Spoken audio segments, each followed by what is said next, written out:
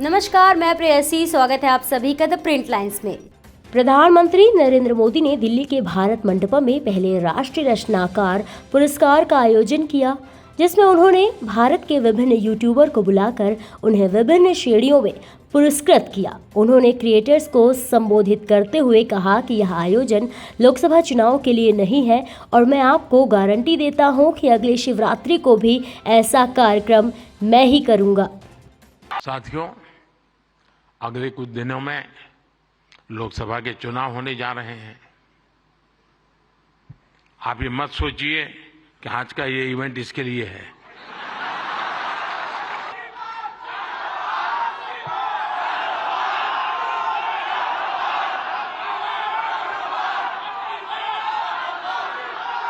और मैं आपको गारंटी देता हूं कि हो सका तो नेक्स्ट शिवरात्रि पर भी, या तो डेट कोई और हो सकती है, या ऐसा कार्यक्रम मैं ही करूंगा।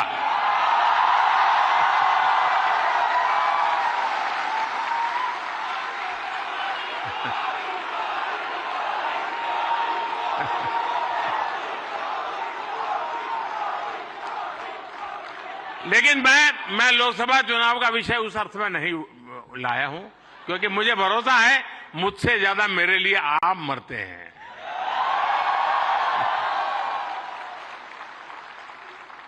और आप मेरे लिए इसलिए मरते हैं क्योंकि मैं आपके लिए जीता हूं, और जो अपने लिए नहीं जीता है उसके लिए मरने वाले बहुत होते हैं जी।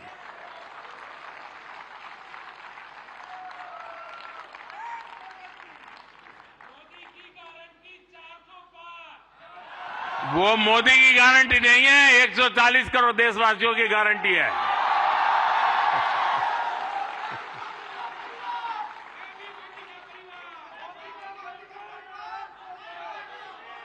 ये बात सही है, ये मेरा परिवार है।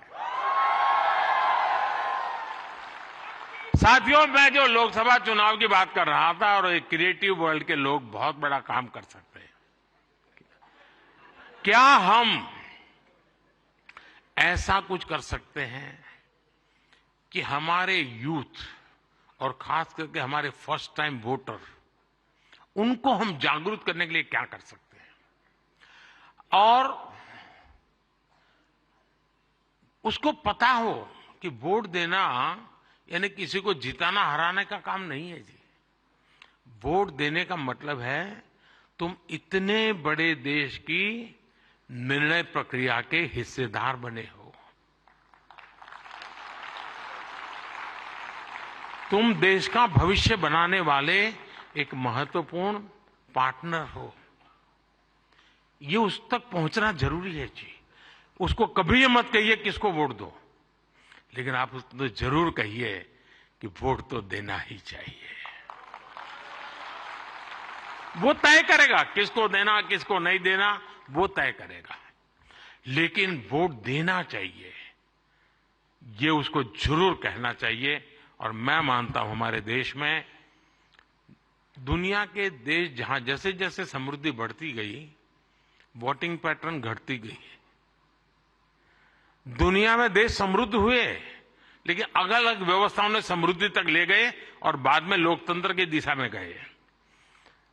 भारत 100% लोकतंत्र के ही अधिष्ठान को लेकर के समृद्ध राष्ट्र बनने के सपने को लेकर के चला है, और दुनिया के लिए मॉडल बनने वाला है जी। ये दुनिया के लिए बहुत बड़ा मॉडल बनने वाला है, लेकिन उसमें मुझे मेरे देश के नौजवानों की भागीदारी चाहिए। ऐसे ही और भी अहम खबरों को देखने के लिए बने रहिए द प्रिंट लाइन्स के साथ।